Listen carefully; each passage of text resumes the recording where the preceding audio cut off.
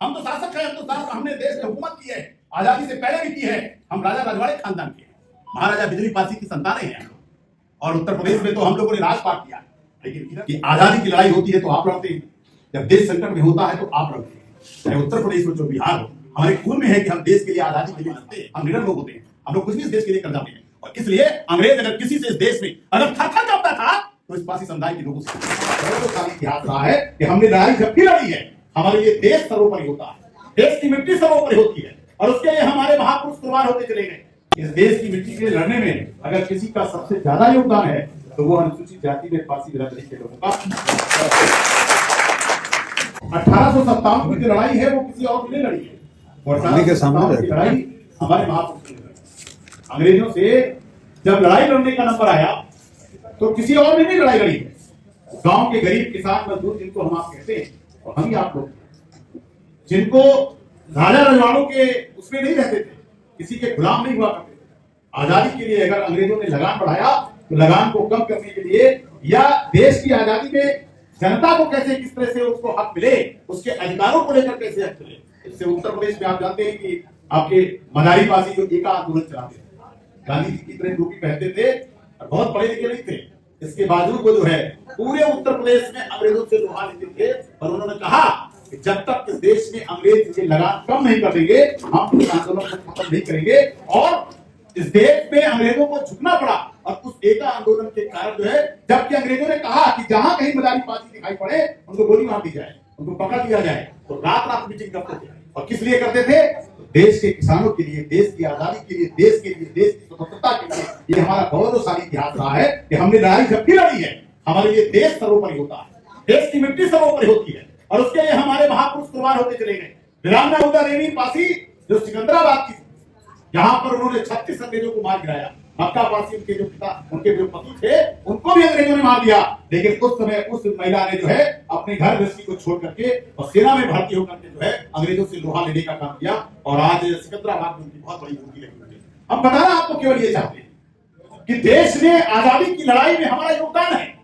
बाबू जवाहरलाल चौधरी जी स्वतंत्रता संग्राम सेनानी बन करके गांधी जी के साथ चले, और आज पूरे, अगर महात्मा गांधी जी जब पटना आए थे, यानी जब बिहार आए थे, तो उनको सबसे पहले अगर राजेंद्र प्रसाद जी के साथ कोई साथ खड़ा था तो बाबू जवाहरलाल चौधरी जी खड़े। तो हमारे उसमें कोई सत्ता की लड़ाई नहीं थी, आजादी की लड़ाई थी। आजादी की लड़ाई के लिए बाबू जवाहरलाल चौधरी जी ने मतलब अपनी पढ़ाई लिखाई छोड़ करके, वो पढ़ने लिखने वाले मतलब व्यक्ति थे, एमबीबीएस कर रहे थे, लेकिन उन्होंने अपनी पढ़ाई की चिंता किए बिना, अपनी चिंता किए बिना देश की मिट्टी के लिए, बिहार की आजादी के लिए, बिहार के किसानों और नौजवानों की आजादी के लिए बाबू जवाहरलाल चौधरी जी ने उसी समय स्वतंत्रता आंदोलन में गांधी जी के साथ चल पड़े। तो हमारा इतिहास ऐसा है, हम गौरवशाली इतिहास के।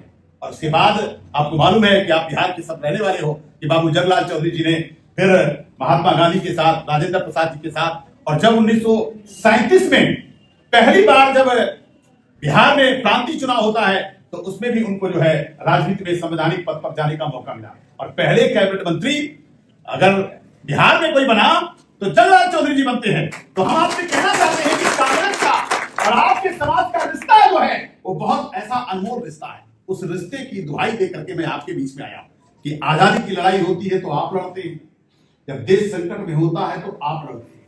चाहे उत्तर प्रदेश हो, चाहे बिहार हो, हमारे खून में है कि हम देश के लिए, आजादी के लिए लड़ते हैं।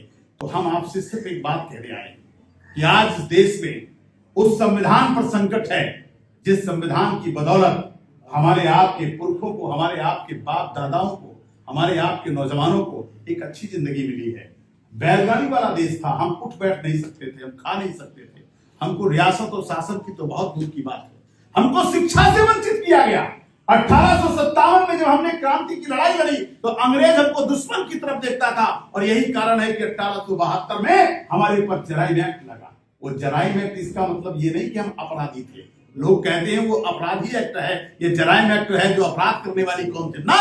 हम 1857 में लड़े थे और बिना किसी शासन के लड़े थे, बिना किसी ताकत के लड़े थे। तो अंग्रेज कहते थे ऐसी कौन सी कौम है भाई जिसके पास संसाधन नहीं है, जिसके पास, लेकिन जिगर हमारे पास था। हम निडर लोग होते हैं, हम लोग कुछ भी इस देश के लिए कर जाते हैं। और इसलिए अंग्रेज अगर किसी से इस देश में अगर थर-थर कांपता था तो इस पासी समुदाय के लोगों से।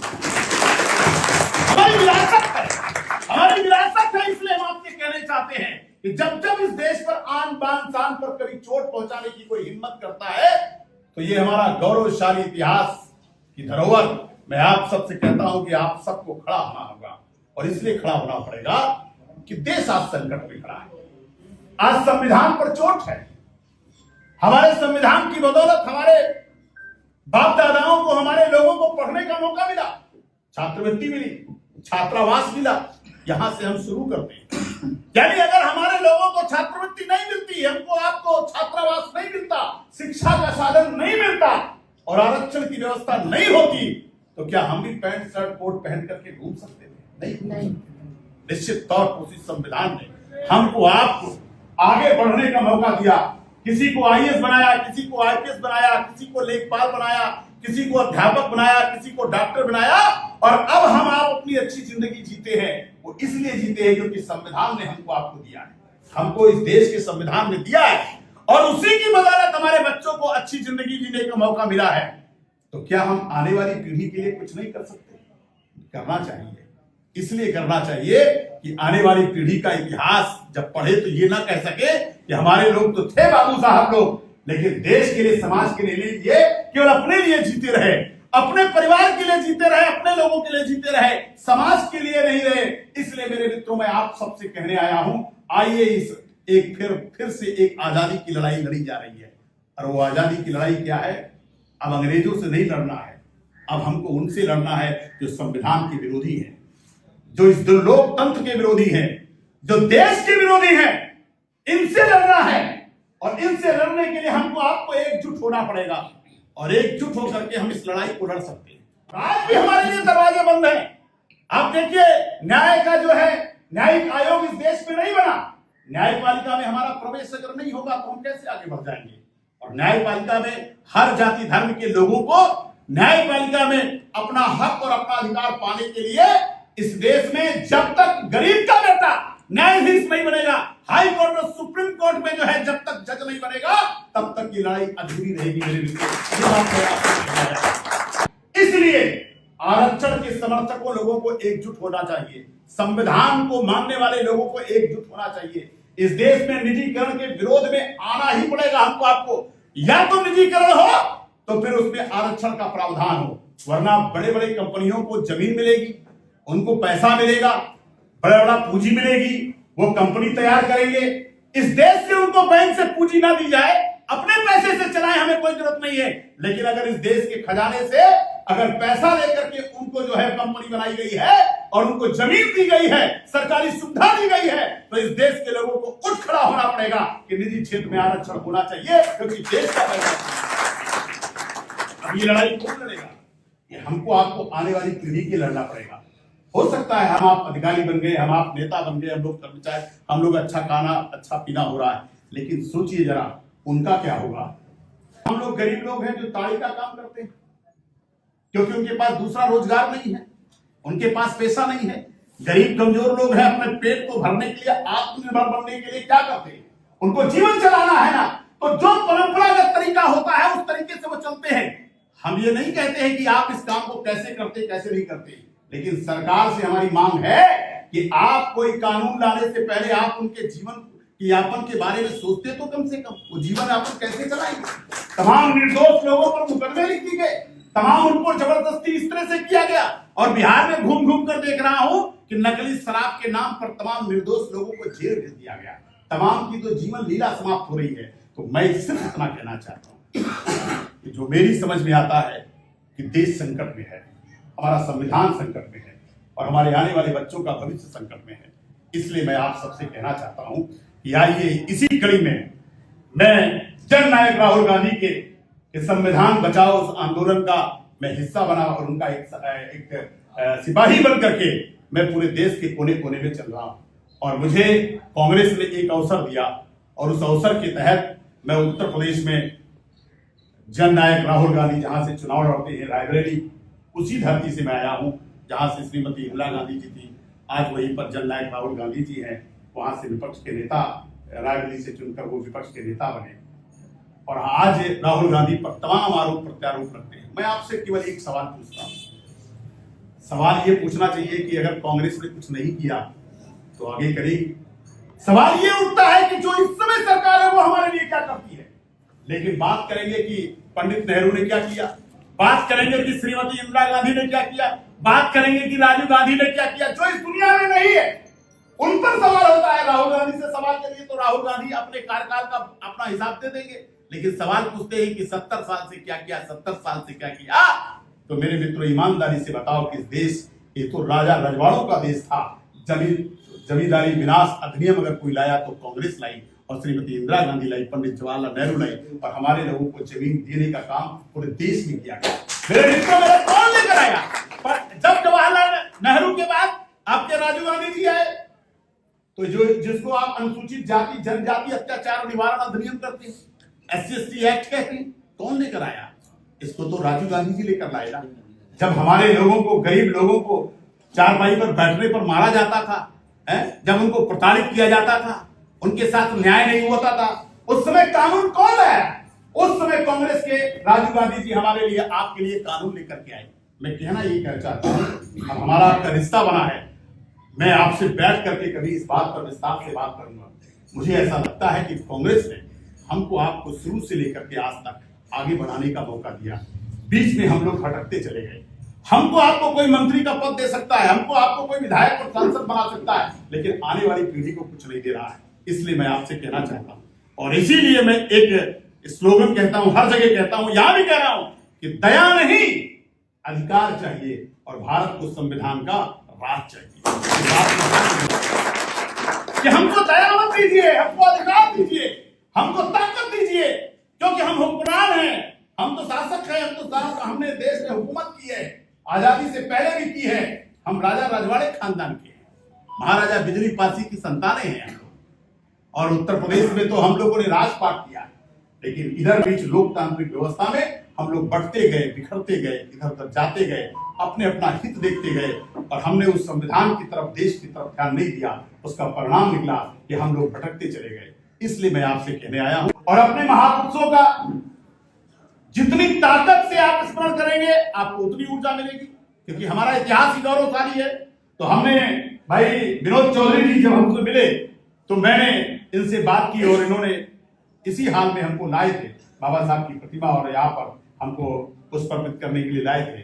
और इनके सानिध्य में मैं इधर 3-4 महीने से मैं लगातार घूम रहा हूँ, और मैंने इनसे ये प्रेरणा, मैं इनसे बात की तो ये हुआ कि आप लोग जयंती समारोह 5 फरवरी को बाबू जगलाल चौधरी जी की आपको जयंती मनानी चाहिए, और इतनी ताकत के साथ मनानी चाहिए, इतनी ताकत के साथ कि उसकी धमक बिहार में नहीं, दिल्ली तक गूंजनी चाहिए। समाज को संगठित करने का इससे बढ़िया वो होता कि जब जिसका इतिहास गौरवशाली है तो उसको आपको गांव-गांव तक पहुंचाइए। और जैसे मैं 700 किलोमीटर दूर आपके बीच में आप गया हूं, ऐसे ही आप लोग जिला जिला जाना शुरू करिए। भाई मैं तो बहुत अभी बिहार के बारे में नहीं जानता हूं, कांग्रेस का सिपाही होने के नाते कांग्रेस का काम कर रहा हूं, लेकिन आप लोग चाहिए कि टीम बना लीजिए, 4-5 लोगों की टीम बना लीजिए, और तारीख निर्धारित करिए कि किसी दिन हमको जो है वैशाली जाना है, किसी दिन गया जाना है, किसी दिन नवादा जाना है। संख्या कम है ज्यादा है ये माने नहीं होता, एक एक क्रांतिकारी तैयार करिए, एक एक फिर से जगलाल चौधरी का विरासत, जिसको लगता है कि नहीं हम भी स्वतंत्रता संग्राम सेनानी की तरह हम बिहार में एक आजादी की लड़ाई लड़ेंगे, और सबको न्याय देने के लिए कि सबको नौकरी मिले, सबको ठेका मिले, सबको पट्टा मिले, सबको रोजगार मिले, सबको जीवन आगे बढ़ने का मौका मिले। यही संविधान हमको कहता है। संविधान का मकसद है अवसर की समता। इस देश में जब तक समान अवसर नहीं मिलेगा तब तक ये देश आगे नहीं बढ़ सकता है। यही जननायक राहुल जी चाहते हैं, यही हमारा संविधान चाहता है। और इस समय जो संकट खड़ा है वो एकाधिकार की तरफ है। एक उद्योगपति है तो सारा खजाना उसी के लिए। मैं नाम नहीं लेना चाहता, लेकिन इस देश में संकट खड़ा है कि अगर टेंडर पड़ेगा तो उसी को सब कुछ हो जाएगा। तो ये जो संकट खड़ा है एकाधिकार वाला, ये लोकतंत्र का विरोधी शब्द है। एकाधिकार, और जी एकाधिकार को खत्म करने के लिए हमारे महापुरुषों ने लोकतंत्र की लड़ाई लड़ी थी। तो आज फिर से लोकतंत्र की लड़ाई लड़ने की जरूरत है। संविधान हमको प्रेरणा देता है कि आइए फिर से हम लोकतंत्र के लिए लड़ने के लिए। अब जितने लोगों को लगता है कि नहीं हम ईमानदारी से लोकतंत्र की लड़ाई लड़ेंगे और अपनी विरासत को बचाने का काम करेंगे, बाईमानदारी हाथ उठाइए, दिल से पक्का करके। मेरे कहने से ना उठाइएगा कि मुझे सामने देखकर बहुत अच्छा लगा कि आप लोग जो है, मैं विनोद चौधरी जी आपसे अनुरोध करूंगा कि कि आप अपनी टीम बना करके और जहां मुझे कहेंगे, मैं आपको आश्वस्त दे रहा हूं, आप मुझे जिस जगह बुलाएंगे, मैं आपको वचन देता हूं, आप जहां भी जिस जगह पर बुलाएंगे, सुशील पासी विनोद चौधरी जी के साथ आपके साथ खड़ा नजर आएगा। आप बुलाएंगे, जिस जनपद में कहेंगे, नवादा जहां भी बुलाएंगे और जिस जगह भी जाएंगे उस जगह में आपके साथ चलने का काम करूंगा। लेकिन आइए हम सब लोग मिलकर इस संविधान को बचाने की लड़ाई लड़ें और अपनी विरासत को जो है फिर से जिंदा करें और साबित करें, क्योंकि हमारे कांग्रेस के लोगों ने आप पर सदैव भरोसा किया। मैं नाम नहीं लेना चाहता हूं, प्रदेश अध्यक्ष भी बनाया, आप हमारे आपके समाज के व्यक्ति को ही प्रदेश अध्यक्ष बनाया था। जगलाल चौधरी से जो विरासत चलती है वो आज तक लगातार कांग्रेस उसको चला रही है। हम चाहते हैं इसको आगे बढ़ाने का काम करेंगे। बहुत बहुत धन्यवाद।